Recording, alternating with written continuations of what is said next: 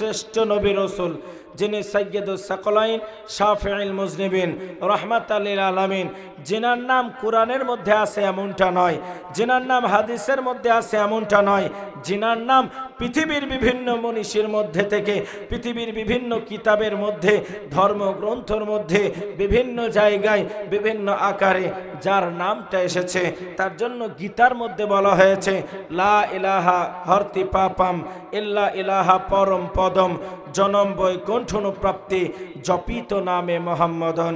শুধু তাই নয়, পৃথিবীর মানচিত্রে দ্য 100 ম্যান, 100 মানুষের একটি জীবনে লেখা হলো, আদমের জীবনে আনা হলো, ইব্রাহিমের জীবনে আনা হলো, যীশুখ্রিস্টের জীবনে আনা হলো, রামকৃষ্ণর জীবনে আনা হলো, শ্রীকৃষ্ণর জীবনে আনা হলো, শ্রী চৈতন্য মহাপ্রভুর জীবনে আনা হলো, বালক ব্রহ্মচারীর জীবনে আনা হলো।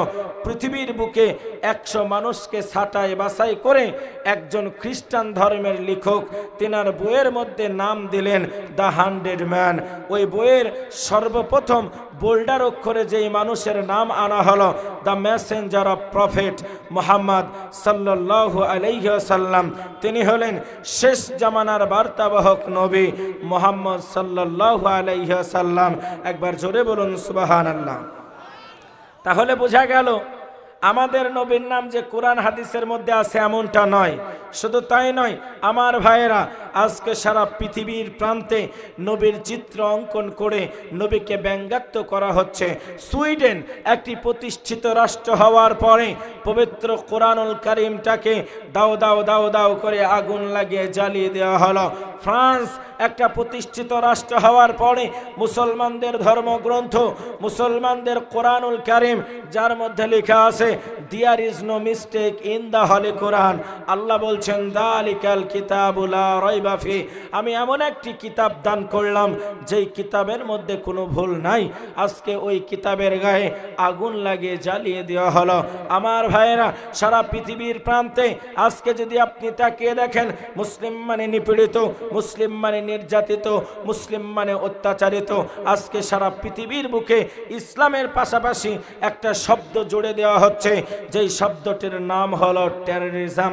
তারা বলছে মুসলমানরা আদর্শ হতে পারে না, মুসলমানরা হলো সন্ত্রাসবাদী, অথচ মুসলমানদের কোরআন বলে Islam never support of terrorism, Islam complete course of life. ইসলাম হলো পৃথিবীর মধ্যে এমন একটা ধর্ম যেই ধর্মটা কোনো রকমের সন্ত্রাসবাদীকে সমর্থন করে না। একবার জোরে বলি আলহামদুলিল্লাহ। ইসলাম কমপ্লিট, পরিপূর্ণ একটি জীবন ব্যবস্থার নাম। আমার ভাইরা, ইসলাম নিয়ে যারা গবেষণা করেছে তারা কলেমা পড়ে মুসলমান হয়ে গিয়েছে। আমেরিকার একজন গায়িকা মিস মেরি, তার নাম, কোরআন নিয়ে গবেষণা করলেন, তিনি মুসলমান হয়ে গেলেন। শুধু তাই নয়, এমন করে সারা পৃথিবীর বুকে, সারা পৃথিবীর মানচিত্রে যারা কোরআন নিয়ে গবেষণা করছে এরা মুসলমান হয়ে যাচ্ছে। আর আজকে আমরা সেই কোরআনকে ভুলতে বসেছি, আজকে আমরা কোরআনের আইনকে ভুলতে বসেছি, আজকে আমরা কোরআনের বাণীটাকে ভুলতে বসেছি। আমার কলিজার টুকরা ভাইয়েরা, মুসলমানদের সমাধান আছে একমাত্র কোরআনের ভেতরে। কার ভেতরে বললাম? কথা বলে না। কার মধ্যে বললাম? কোরআনই মুসলমানদেরকে সমাধান দিতে পারে, তাছাড়া পৃথিবীর বুকে আর কোনো ধর্মগ্রন্থ দিতে পারে না। আমার ভাই, আজকে কয়েকটি কথা না বললেই নয়, আলোচনা সোশ্যাল মিডিয়ায় যাচ্ছে, আপনারা আমাকে প্রতিনিয়ত দেখতে পাচ্ছেন। আজকে কয়েকটা কথা আপনাকে বলবো যেটা আপনার জানা উচিত। আমি মুখলেসুর রহমান বলছি, পৃথিবী যদি বিক্রি করে দেন এই কথার মূল্য আপনি পাবেন না। 1 নাম্বার পদ্ধতি হলো, সারা পৃথিবীর বুকে আন্দোলন শুরু হলো, মোহাম্মদকে নেতা বলে মানব না। খ্রিস্টান ধর্মের মানুষ আন্দোলন করলো, এমন করে আপনার ইহুদি ধর্মের মানুষ আন্দোলন করলো, সবাই আন্দোলন করে নাস্তিকতার আবির্ভাব দিয়ে কিছু প্রশ্ন তারা তৈরি করলো। 1 নাম্বার প্রশ্ন হলো, পৃথিবীর বুকে যেই মানুষটা কোনো বিদ্যালয়ে পড়েনি, আমাদের নবী কোনো বিদ্যালয়ে পড়েছে? কথা বলে না। কোনো ইউনিভার্সিটি, কোনো স্কুল, কোনো কলেজ? তাহলে যেই মানুষটা পৃথিবীর বিদ্যালয়ে পড়েনি নাম্বার ওয়ান, যেই মানুষটা পৃথিবীর কোনো ডাক্তারের কাছে পড়েনি, পৃথিবীর কোনো মাস্টারের কাছে পড়েনি, তাহলে ওই মানুষটা পৃথিবীর বুকে সব থেকে জ্ঞানী কি করে হতে পারে? এটা আমরা মেনে নিতে পারবো না। আন্দোলন শুরু করা হলো। আমার আপনার ঘরের সন্তান, মুসলমানের সন্তানগুলি আজকে প্রশ্ন করে, কথার মধ্যে ভেজাল নাই। তার কারণ যেই মানুষটা পৃথিবীতে শিক্ষা অর্জন করেনি, সেই মানুষটাকে কি করে আমরা মহাজ্ঞানী বলে মানব? কাজে এটা আমরা মেনে নিতে পারবো না। বলুন তো, মহাজ্ঞানী মানবেন, এর উত্তর আপনার জানার দরকার আছে না নাই? কথা বলে না, আছে না নাই? একজন অমুসলিম আপনাকে প্রশ্ন করতে পারে, ইনশাল্লাহ এই উত্তর আমি আপনাকে দেব। নাম্বার দুই, সারা পৃথিবীর বুকে বলা হলো যে মুহাম্মদ সাল্লাল্লাহু আলাইহি ওয়াসাল্লাম একটা নয়, দুইটা নয়, সর্ব অবস্থায় তার কাছে তরবারি থাকতো। তাহলে তরবারি নিয়ে যেই মানুষটা বেড়ায়, সেই মানুষটা আদর্শবান মানুষ হতে পারে কিভাবে? এটা আমরা মেনে নিতে পারবো না।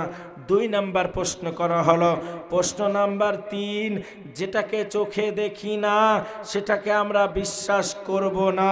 আল্লাহকে চোখে দেখা যায় না, আল্লাহকে আমরা বিশ্বাস করব না। একবার জোরে বলুন নাউজুবিল্লাহ। এই তিনটি প্রশ্ন আপনার আমার ঘরের সন্তান যারা কলকাতায় পড়ে, আমেরিকায় পড়ে, ইউনিভার্সিটিতে পড়ে, যারা যার বন্ধু একজন খ্রিস্টান থাকতে পারে, একজন বৌদ্ধ থাকতে পারে, একজন অমুসলিম থাকতে পারে, যখন প্রশ্নগুলো করা হয় আপনার সন্তান উত্তর দিতে পারে না। আপনার সন্তান তখনই এক বাক্যে মেনে নেয় যে না রে, মুসলমানরা এরা বানিয়ে বানিয়ে কথা বলে, মুসলমানদের কথার সঙ্গে যুক্তি তর্কের কোনো মিল নাই। একবার জোরে বলুন নাউজুবিল্লাহ। এই তিনটি প্রশ্নের উত্তর আপনার জানার দরকার আছে না নাই? জোরে বলুন, আছে না নাই? অবশ্যই এই তিনটি প্রশ্নের উত্তর আমার আপনার জানা দরকার আছে। কলিজার টুকরা আমার ভাইয়েরা, আজকে সারা পৃথিবীর প্রান্তে, আজকে সারা পৃথিবীর বুকে মুসলমানরা কম্পিত, নির্যাতিত, অত্যাচারিত। আল্লাহ বলছেন ওয়ালা তাহিনু ওয়ালা তাহজানু ওয়া আনতুমুল আলাউনা ইন কুনতুম মুমিনিন। পৃথিবীর বুকে যারা মুসলমান হবে এদের কোনো ভয় নাই, এদের কোনো ডর নাই, এদের কোনো চিন্তা চেতনা নাই। তবে মুসলমানদের যদি চিন্তা না থাকে তাহলে মুসলমানরা এত কম্পিত কেন? আল্লাহর কোরআন বলছে মুসলমানরা কম্পিত হওয়ার এক নাম্বার কারণ হলো, আমার ভাইয়েরা, গোলাম শেখ 1000 টাকা দাতা, আমার ভাইয়েরা রাখেন, কলিজা টুকরা নয়নের পুতুলি আমার আব্বা জানেরা, আমার মা বোনেরা, আজকে সারা পৃথিবীর প্রান্তে যদি আপনি তাকিয়ে দেখেন, চীনের মধ্যে মুসলমানরা যায় নামাজ রাখতে পারে না, মুসলমানরা টুপি পড়তে পারে না, মুসলমানরা তসবিহ দানাখানা গুনতে পারে না। কেন? মুসলমানরা যদি যায় নামাজ, টুপি, তসবিহ দানা গুনতে শুরু করে তাহলে মুসলমানরা ঈমানওয়ালা হয়ে যাবে। চীন সরকার মুসলমানদেরকে নামাজ পড়তে দেয় না। পৃথিবীর প্রান্তে এমনও জায়গা আছে যেখানে মুসলমানরা ইবাদত করতে পারে না। আমার আল্লাহ তাআলা ডাক দিয়ে বললেন, ওগো পৃথিবীর মুসলমান, তোমরা শুনে নাও, আমি আল্লাহ রাব্বুল আলামিন তোমাদেরকে জানিয়ে দিলাম, ইয়া আইয়ুহাল্লাযীনা আমানু, ও আমার ঈমানদার বিশ্বাসী বান্দা বান্দিরা, হাক্কা তুকাতিহি, তোমরা ভয় করো আমি আল্লাহ, আমাকে ভয় করার মতো ভয় করো। ওয়ালা তামুতুন্না, ও বান্দা, অতক্ষণ পর্যন্ত তোমরা মৃত্যুবরণ করো না, অতক্ষণ পর্যন্ত তোমরা মরো না, ইল্লা ওয়া আনতুম মুসলিমুন, যতক্ষণ না পর্যন্ত তোমরা পরিপূর্ণ মুসলমান না হতে পারবে, যতক্ষণ না পর্যন্ত তোমরা পরিপূর্ণ আল্লাহওয়ালা হতে পারবে। মায়ার নবী, দয়ার নবী, রাহমাতাল লিল আলামিন, দু জাহানের বাদশা নবী আমার দুইটা চোখের পানি ছেড়ে দিয়ে কান্না করতে শুরু করে। নবীর সাহাবারা বলল, হুজুর গো, সব কিছু সহ্য করতে পারি, কিন্তু নবী আপনার চোখের পানি কেন সহ্য করতে পারি না? ইয়া রাসূলুল্লাহ, ইয়া হাবিবাল্লাহ, হুজুর মেহেরবানি করে আপনি ক্রন্দন করবেন না। ওগো নবীজি, আপনার কান্নার কারণটা কি আমাদেরকে দেখে একটিবারের জন্য জানিয়ে দেন। নবী আমার বললেন, ও নবীর সাহাবা তোমরা শোনো, আমার 1 নাম্বার কান্নার কারণ কেন হলো, আজকে আমার ডান দিকে আবু বকর আছে, আজকে আমার বাম দিকে ওমর আছে, আজকে আমার সামনে আলী আছে, আজকে আমার পেছনে ওসমান আছে, আমার কতই না সাহাবা, আজকে আমার সাহাবার কোনো কিছু কমতে নাই। কিন্তু নবীজির সাহাবা তোমরা জানো না, আমি নবী আমাকে মারার জন্য বেঈমানরা কতই না চক্রান্ত করেছে। ওই আবু জেহেল ও আবু লাহাব উতবার দলেরা আমি নবী আমাকে মারতে মারতে তারা কোন ঠাসা করেছে। আমি নবী শুধু তাই নয়, আমার পেছনে কচি কচি বাচ্চাগুলাকে লালিয়ে দিয়েছে। ও নবীর সাহাবা, আমার মনে পড়ে যায় ওই দিনের কথাখানা, যেই দিন আমার ডানে বামে কেউ ছিল না, কেমন করে ঈমান আনয়ন করেছিল আমার একজন মহিলা সাহাবী, নাম তার সুমাইয়া রাদিয়াল্লাহু তাআলা আনহা। বিশ্বনবীর সাহাবারা বলল, হুজুর গো, আমরা তো দিনের জন্য জান দিলাম, মাল দিলাম, প্রয়োজনে আমরা জীবনখানা দিয়ে দিলাম, ওগো নবীজি আমরা কি পরিপূর্ণ মুসলমান হতে পারি নাই? আবার নবী বললেন, ওগো নবীর সাহাবা তোমরা পরিপূর্ণ মুসলমান হয়েছো, কিন্তু আমার সুমাইয়াকে ওই বেঈমান আবু জাহাল এমন করে চক্রান্ত করতে শুরু করলো। আবু জাহাল সুমাইয়ার উপর এমন করে নিপীড়ন করতে শুরু করলো, সুমাইয়াকে মারতে মারতে মারতে মারতে সুমাইয়ার শরীর দিয়ে যেন টপ টপ টপ টপ করে রক্তগুলো জমিনের মধ্যে গড়ে গড়ে পড়ে যায়। আর সুমাইয়াকে বলে, সুমাইয়া টাকা দেব, পয়সা দেব, জমি দেব, জায়গা দেব, অট্টালিকা দান করব, একটিবারের জন্য বলো মুহাম্মদ ভালো না, একটিবারের জন্য বলো ইসলাম ধর্ম ভালো না। সুমাইয়া বলল, নেভার, কখনোই নয়, আমি আল্লাহর প্রতি ঈমান খানা আনয়ন করেছি, আনাই উমিনু বিল্লাহ, আমি আমার আল্লাহর প্রতি ঈমান এনেছি, আনা মুহাম্মাদান হিব্বুহু, আমি আমার নবীকে বড় ভালোবেসে ফেলেছি। এ বেঈমান আবু জাহাল, আমাকে যতই তুমি টাকার লোভ দেখাও না কেন, আমাকে যত বাড়ি গাড়ি অট্টালিকার লোভ দেখাও না কেন, আমি সুমাইয়া আমার শরীরে 1 ফোঁটা রক্ত থাকা পর্যন্ত নবী ছাড়া কাউকে নেতা বলে মানব না। জোরে বলুন একবার সুবহানাল্লাহ, নারে তাকবীর। এই আমার আব্বা জানেন, শুধু তাই নয়, ওই বেঈমান আবু জেহেলের মনের ভিতরে কোন রকমের দয়া হলো না, কোন রকমের মায়া হলো না। সুমাইয়ার পায়ের সঙ্গে উটের পাখানাকে বেঁধে দিল। উটের পাখানাকে বেঁধে দেওয়ার পরে ওই মক্কার মরুভূমির বালিতে টানতে টানতে টানতে টানতে যেন সুমাইয়াকে নিয়ে চলে যায়। সুমাইয়া কান্না করে আর বলে, আল্লাহ, ও রব্বুল আলামিন, পরওয়ারদিগারে আলম, তুমি আমার ইজ্জতের মালিক, তুমি আমার সম্মানের মালিক গো আল্লাহ, তুমি যদি আমার ইজ্জতটা রক্ষা করো, পৃথিবীর জমিনে আমার ইজ্জতটা কেউ নষ্ট করতে পারবে না। ও গো আমার আল্লাহ, তুমি যদি আমার ইজ্জতটাকে রক্ষা না করো, পৃথিবীর জমিনে আমার ইজ্জতটা কেউ রক্ষা করতে পারবে না। ওরে আমার মালিক, আমি সুমাইয়া আমার ইমানের জিম্মাদারি তোমাকে দিয়ে দিলাম। এমন করে বেঈমান আবু জেহেল বলল, সুমাইয়া এখনো সুযোগ আছে, লাত মানাত উজ্জার ধর্মটাকে গ্রহণ করো। আমার কানে কানে এসে বলো, মুহাম্মদ ভালো মানুষ না, ইসলাম ধর্ম ভালো না। সুমাইয়া বলল, না, মুহাম্মদের থেকে ভালো মানুষ পৃথিবীর বুকে আর একটা হতে পারে না। কলিজার টুকরা আব্বারা, ও নয়নের পুতুলি আমার মা বোনেরা, ওই বেঈমান আবু জাহাল যার মনের মধ্যে কোনো দয়া হলো না, মায়া হলো না, সুমাইয়ার সম্মুখে সুমাইয়ার একটা সন্তান ছিল যার নাম হলো আম্মার রাদিয়াল্লাহু তাআলা আনহু। ওই হযরত আম্মার রাদিয়াল্লাহু তাআলা আনহুকে এমন করে অত্যাচার করতে শুরু করলো। মা কলিজার টুকরা নয়নের পুতুলি মা সন্তানের অত্যাচার কেন সহ্য করতে পারে না, সন্তানকে এত মারে মায়ের শরীর দিয়ে যেন এমন করে কাটা কবুতরের মতন ছটফট করে।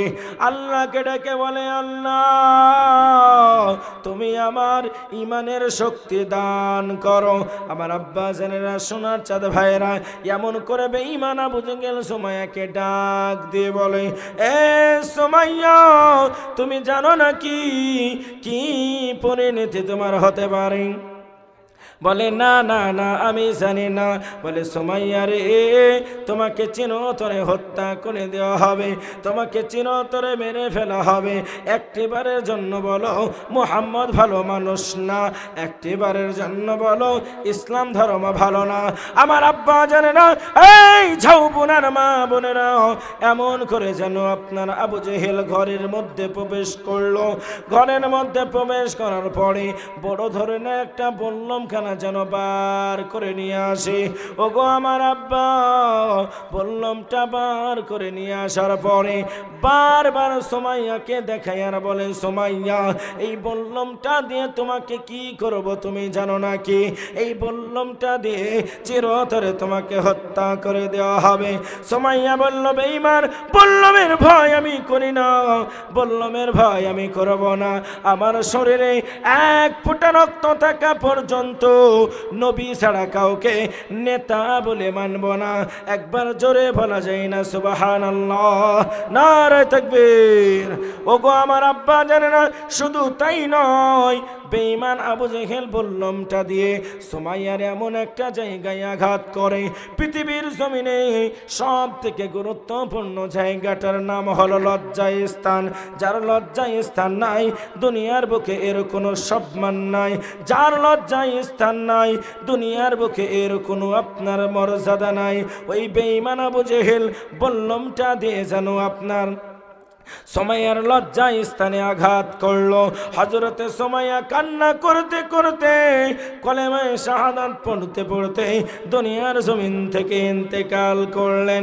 মায়ার নবী দয়ার নবী ডাক দিয়ে বললেন, ওগো নবীজির সাহাবা, আমি মায়ার নবী তোমাদেরকে জানিয়ে দিলাম, কিয়ামতের মহাময়দানে মুসিবতের দিনে সূর্যটা যখন মাথার নিকটে আসবে, মাথার মগজখানা টকবক টকবক করে পড়বে, আমি নবীজি ওই সুমাইয়াকে না নিয়ে আল্লাহর জান্নাতে যাব না। একবার জোরে বলা যায় না সুবহানাল্লাহ। ওগো আমার কলিজার টুকরা আব্বা, ও আমার নয়নের পুতুলি মা, আজকে যদি আপনি লক্ষ্য করলেন দিনের জন্য সাহাবারা কতই না কষ্ট করেছে, দিনের জন্য সাহাবারা নিজের জানমালকে উৎসর্গ করেছে, দিনের জন্য সাহাবারা নিজের কলিজার টুকরাকে আপনার শহীদ করে দিয়েছে। মায়ার নবী দয়ার নবী রাহমাতাল লিল আলামিন বললেন, ওগো নবীজির সাহাবা, উনফিকু তোমরা আল্লাহর রাস্তায় দান করো। সমস্ত সাহাবারা মালগুলা নবীর দরবারে হাজির করতে শুরু করলেন। এমত অবস্থাতে একটা মহিলা সাহাবী ছোট্ট একটা পুটলা নিয়ে নবীর কাছে হাজির হয়ে গেল আর বলে, নবী গো, আপনার কাছে একটা ফরিয়াদি করতে চাই। ওগো রাসূলুল্লাহ, আপনার কাছে টাকা দিয়েছে, পয়সা দিয়েছে, আপনার কাছে কত কিছু সাহাবানা সম্পদ খানা দিয়েছে, আমার একটা ছোট্ট সম্পদ আপনার কাছে হাজির করলাম। নবীজি, আমার সম্পদটাকে আপনি সবার শেষে খুলবেন, সবার আগে কিন্তু খুলবেন না। ওগো আমার আব্বা জানে না ওই পুটলার মধ্যে কি আছে। সাহাবারা দেখার জন্য চাতক পাখির মতন বসে আছে। পুটলার মধ্যে মনে হয় অনেক সোনা আছে, না না না, পুটলার মধ্যে মনে হয় দিনার আছে, না রে না, পুটলার মধ্যে মনে হয় দিরহাম আছে। সাহাবাদের মনের ভিতরে নানান রকমের প্রশ্ন জেগে গেল। হঠাৎ করে মায়ার নবী পুটলাটা যখন খুলে দেখতে পেলেন, ওগো আমার আব্বা, পুটলার মধ্যে কোনো টাকা নাই, পুটলার মধ্যে কোনো পয়সা নাই, ছোট্ট একটা বাচ্চা সন্তান পুটলার মধ্যে ভরা আছে। জোরে বলুন একবার সুবহানাল্লাহ। আল্লাহর নবী বললেন, মা, এই কলিজার টুকরা মা, জিহাদের ময়দানে যেতে গেলে তরবারির দরকার আছে, টাকার দরকার আছে, পয়সার দরকার আছে রে মা, খাবারের দরকার আছে, বাচ্চা সন্তানের তো কোনো রকমের দরকার নাই। ওগো আমার মা, এই বাচ্চাটাকে কেন তুমি আমার কাছে দান করেছো? মহিলা কান্না করে আর বলে, হুজুর আমি যখন শুনতে পেলাম আপনি জিহাদের ময়দানে যাবেন, দৌড়তে দৌড়তে বাড়িতে চলে গেলাম।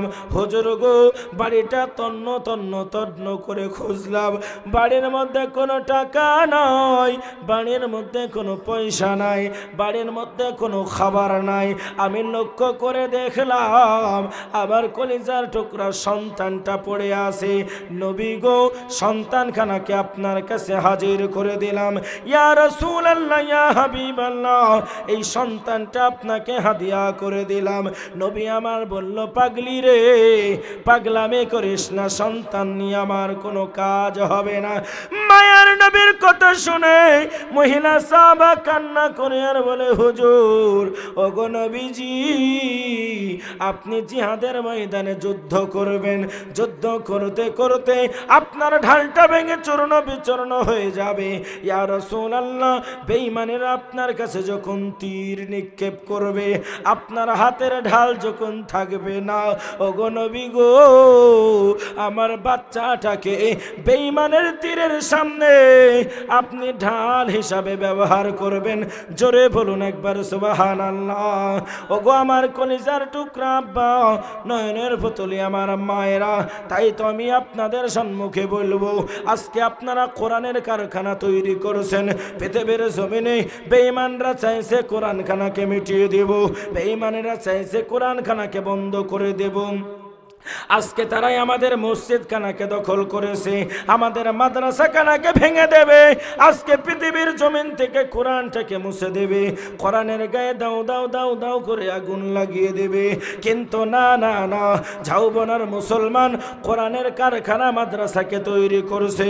অনেকের আব্বা নাই, কবরের মধ্যে চলে গেছে, অনেকের মা নাই, কবরের মধ্যে চলে গেছে, অনেকের সন্তান নাই, কবরের মধ্যে চলে গেছে। এই জন্যই আমার আব্বা কোরআনের কারখানাকে তৈরি করার জন্য আজকে জিহাদের ময়দানে আপনাকে যেতে হবে না, সাহাবাদের মতন রক্ত আপনাকে খনন করতে হবে না, সাহাবাদের মতন আপনার সন্তানকে এতিম করতে হবে না। আমি আপনাদের সম্মুখে কোরআনের জন্য, কোরআনের মহাব্বতে, কোরআনের ভালোবাসাতে মাদ্রাসাকে তৈরি করার জন্য আমি একটা তাকবীরের ধ্বনি দেব। আমি আমার মাদ্রাসাতে 1 লক্ষ টাকা বলেছিলাম, আর বর্ধমানে আপনার 2 লক্ষ টাকা বলেছিলাম, অনেক জায়গায় 50,000 বলি। এই গভীর রজনীতে আমি আপনাদের কাছে 1 লক্ষ টাকা বলবো না, 50,000 টাকা বলবো না। এতগুলা মানুষের মধ্যে থেকে আমি একটা সর্বপ্রথম দেখব কোরআনের কারখানাকে তৈরি করার জন্য মাত্র 20,000 টাকা। কোন আল্লাহর বান্দা আছে বসে থাকবে না, হুজুর গো আমার কাছে জান আছে কিন্তু আমার কাছে মাল নাই, আমি মাদ্রাসাকে তৈরি করার জন্য ইনশাআল্লাহ রাজি আছি, তৈরি আছি। আমি একবার তাকবীরের ধ্বনি দেওয়ার সঙ্গে সঙ্গে আল্লাহর বান্দারা আর বসে থাকবে না। নারায়ে তাকবীর। তাই বলি, সর্বপ্রথমে একজন আল্লাহর বান্দা আমি দেখবো ইনশাআল্লাহ, মাত্র 20,000 টাকা। গভীর রজনী হয়েছে, সুদূর বাংলাদেশ থেকে আগত বক্তা আপনাদের জন্য অপেক্ষা করছে, যথা টাইমে তিনি আসবেন ইনশাআল্লাহ। তাই বলি, সর্বপ্রথমে ইনশাআল্লাহ একজন মর্দে মুজাহিদকে দেখবো, 20,000 টাকার দাতা ইনশাআল্লাহ একজন বলি, সামনে বামে ডানে পেছনে থেকে, মায়েদের মধ্যে থেকে, আব্বাদের মধ্যে থেকে, হুজুর গো আমার আব্বা নাই, কবরে চলে গেছে, আমার মা নাই, কবরে চলে গেছে, আমার সন্তান সন্ততি নাই, তারা কবরের মধ্যে চলে গেছে। কবরের মাটিটা বড় ভয়ঙ্কর, ডান দিকের মাটি বাম দিকে আসে,